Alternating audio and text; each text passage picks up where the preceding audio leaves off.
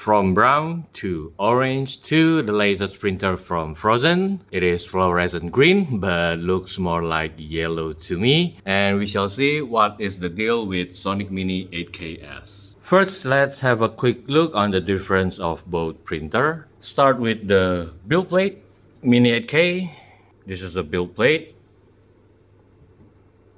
Mini 8Ks also has the same edge surface with an additional groove for the grip here.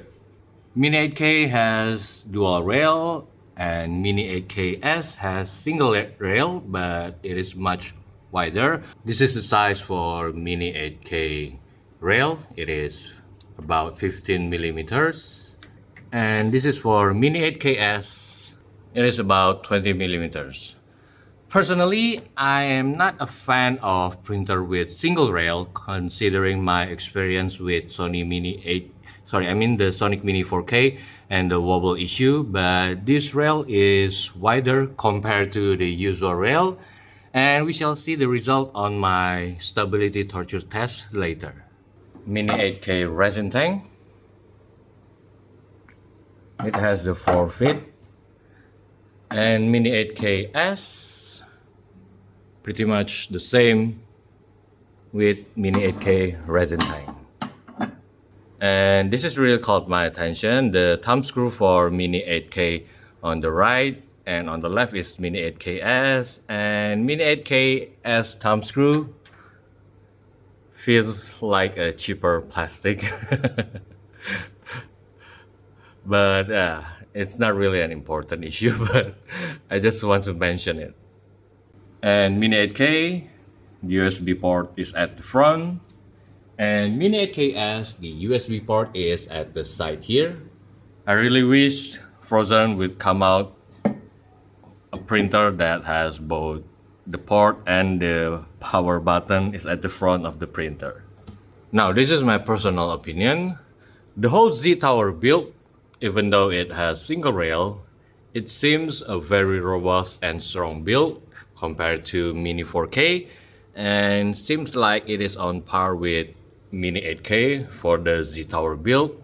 Maybe because the illusion of these 4 big bolts here. On Mini 8K, the homing sensor is here. This is the trigger, and on Mini 8Ks, the sensor is over here, and this is the trigger. So it is made from metal, so hopefully it doesn't suffer breaking like the old Mini 4K. And for the side of the printer, this is Mini 8K. It has the grill here, and on Mini 8Ks, nothing. And this is the back of the printer. Both has the same placement for the power button. Mini 8K has this fan here and nothing on Mini 8Ks. And for the bottom of the printer, Mini 8K has lots of these fan holes, and on Mini 8Ks only this grill.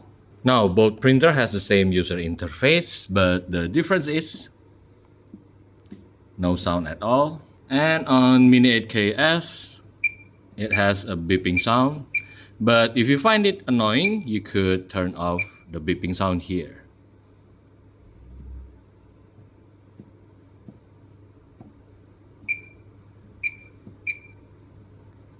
Now, this may not be a very accurate comparison because the Mini 8K is older compared to the Mini 8Ks, but I want to check the difference for the UV light intensity. First on Mini 8K.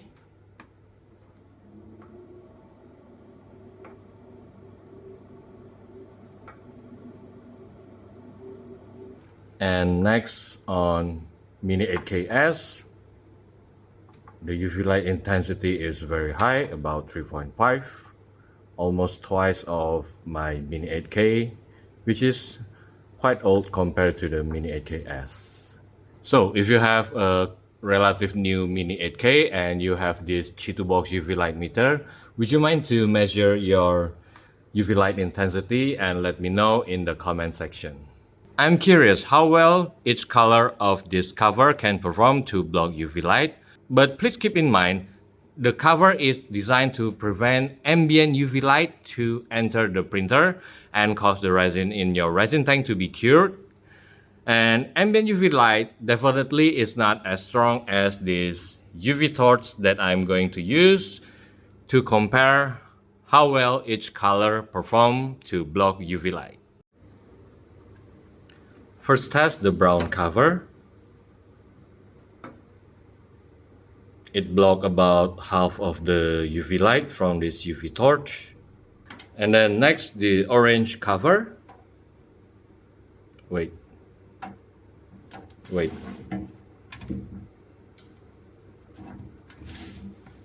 Okay, it can block 100% of the UV light from this UV torch. This is unexpected. Now let's see the yellow or the fluorescent green cover. And this is the fluorescent green cover. Whoa, it performed very well. It also blocked 100% of the UV light from this torch. Here for comparison again. Okay, it performed very good and totally unexpected. Additional info for comparing Mini 8Ks and Sonic Mini 8K. Sonic Mini 8Ks, the Z height is 1 cm shorter compared to Sonic Mini 8K for the build size. Now let us focus with the build of this printer. The build plate, it sits very nice. And if you're having difficulties when leveling this kind of build plate from Mini 8K or Mini 8Ks, you could check my previous video on tips for how leveling your build plate. And for the resin tank, same as Mini 8K. And there's a protective film for the screen here. And just an idea, you could use this as screen guard. You can carefully peel off this part here and leave the protective film to act as the screen guard, and it works very well because I use the same screen guard on my old Mini 8K. And the platform here is made of metal and the body casing is from plastic. For the user interface, I will turn off the beeping first because it's quite annoying in the video. Tools, Z control, same with Mini 8K. LCD tests,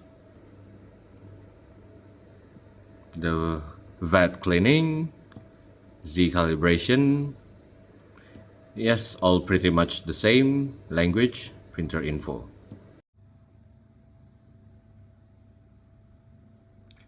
It's the middle of the night because there is no fan, there is no noise at all. And I can even hear the peeling and only the humming from the stepper motor. And now for the light uniformity. 2.8, 2.8, 3.2, same. So it's average from 3.2 to 3.3 to 2.7. Not bad. I think it is much better in terms of light uniformity compared to the original Mini 8K. And now for the dial indicator test, I'm going to press up 3 times and then press down 3 times. It returns to 0. Very good. Now I'm going to pull it side by side and you could see the indicator is moving, and this is a typical of printer with single rail. Hopefully there is no wobble issue, and we can only tell after I done the stability torture test. Okay, this is interesting because the beeping sound from the homing sensor is very different. Listen to it.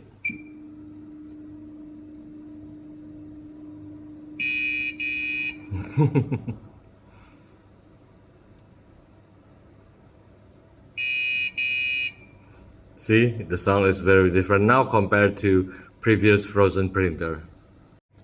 Let's have a look at the inside. First, this is Mini 8K. The board is G2 system. And this is Mini 8KS. The light source seems pretty much the same. And turns out Mini 8K-S has a fan here, so this means it is a very quiet fan. And the main board is Phrozen 718K V1. So it seems Phrozen make their own main board now. No wonder the format is now PRZ on Mini 8K-S. And Phrozen told me this is a self-developed open format and it has better compatibility with other slicers and easier for Phrozen to make changes or custom according to customer needs. Leveling tester is done, bottom exposure is at 10 seconds and all sticks very well. The print time showed that it is finished, but the progress bar still at 79%. So that means I have to set the print time compensation in the slicer. I'm still calibrating the exposure and I found something very amazing. If you peek inside, you could see everything is forming very well. The supports is intact, nothing or any sign of failure. And check this out.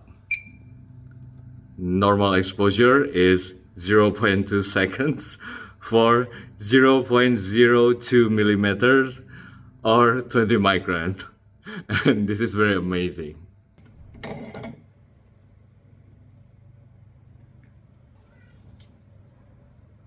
First test on full plate, looks very good.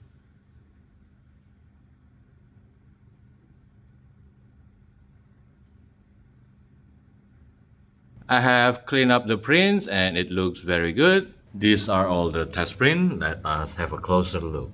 First, I want to talk about the 0.2 exposure on Mini 8K-S. I was wrong because I did further investigation by record the exposure and then check it frame by frame. And also at the same time, Fauxhammer reached out to me because he's seen my shorts video on YouTube.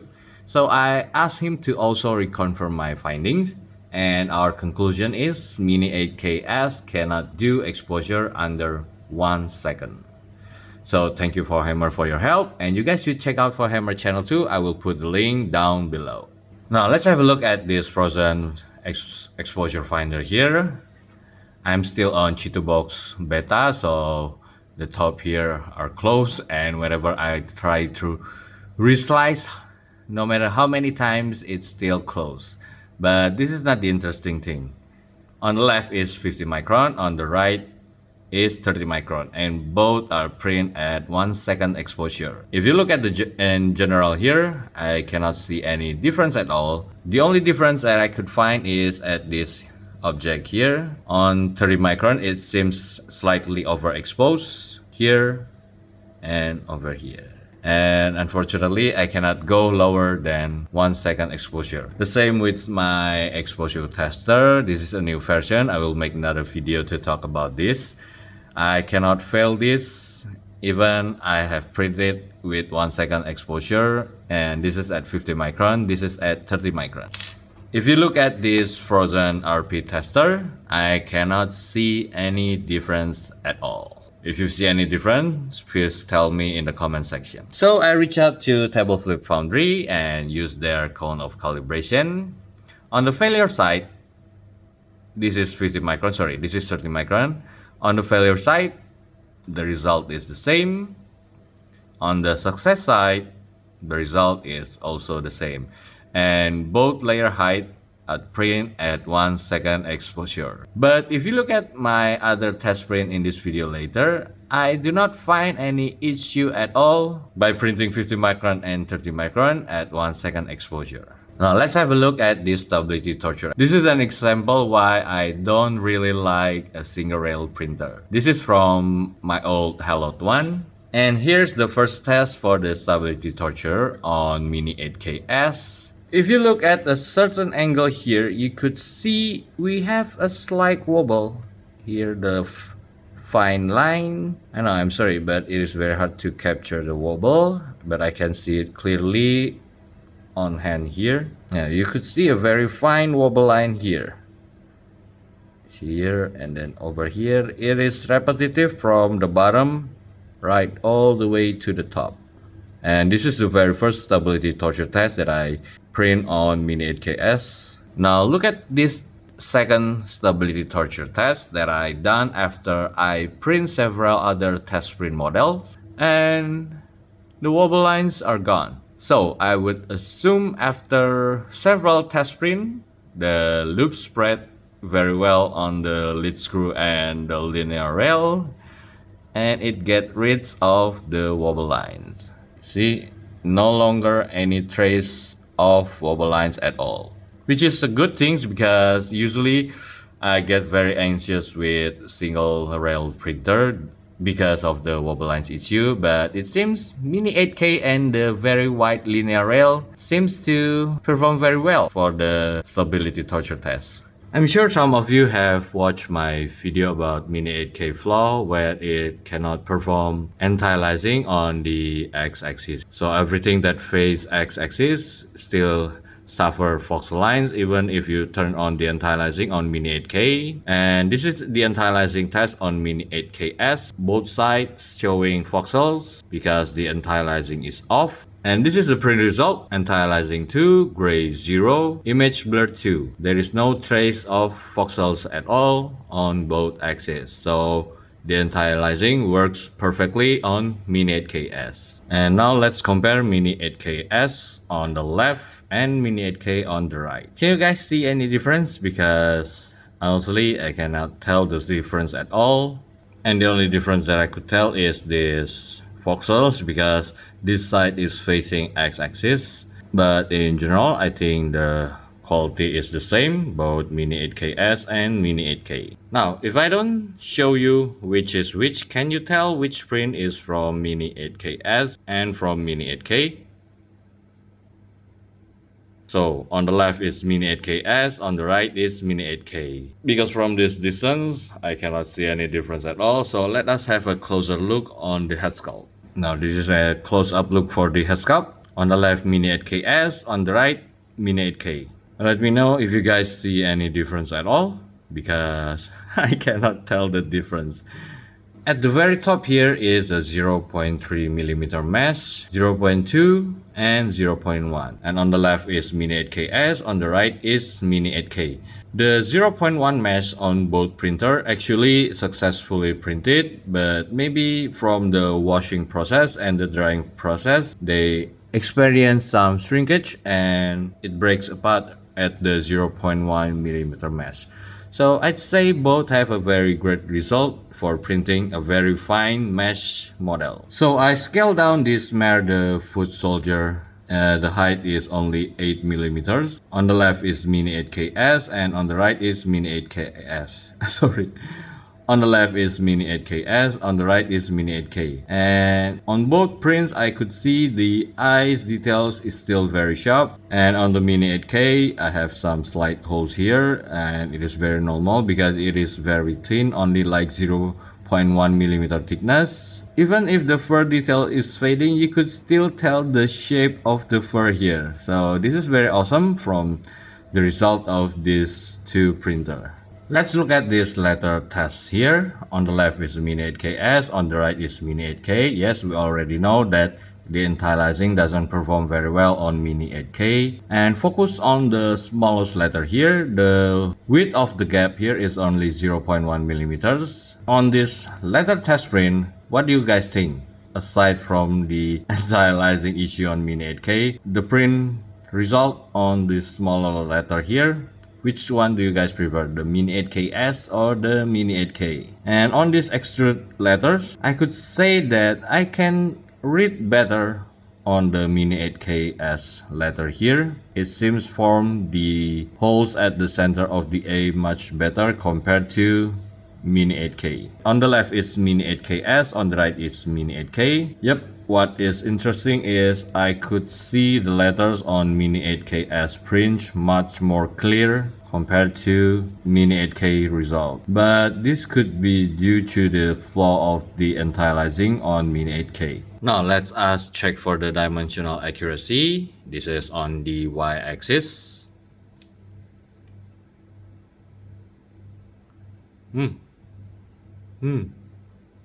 Okay. Okay. Can I say it's perfect? Wait, wiggle it a bit. Yep, it seems perfect at 20 millimeters. And the x-axis, okay, spot on, also at 20 millimeters.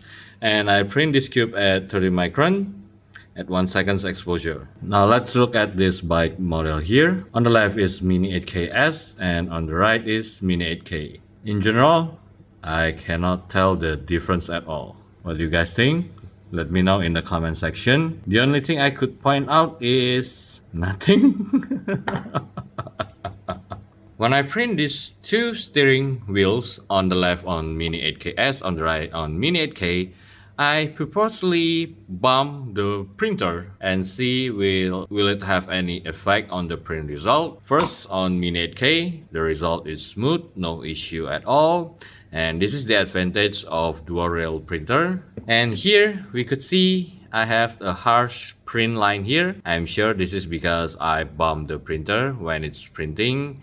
And yes, this is the disadvantage of single rail printer. But overall, the result is very good as long as you do not bump into Mini 8K-S during the printing. Usually when I'm about to do a review for printer, I would post on my social media asking that if people want to have their model test print on the printer that I'm about to review, and these are two models that I chose to test print.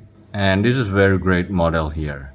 And also I love how Mini 8K-S is able to capture the teeth detail here, or the sharp fangs, and also the details of the skull. And also kudos to the sculptor here. He knows how to make details print to coming out like this, even at this scale compared to my fingers here. And next is this, I'm not sure, maybe tails models, and each strand is about 0.3 millimeters thick, and I put it in an orientation so I only have supports at the bottom here, and all the furs are printed very nice on Mini 8K-S, and I do not see any fur breaks at all.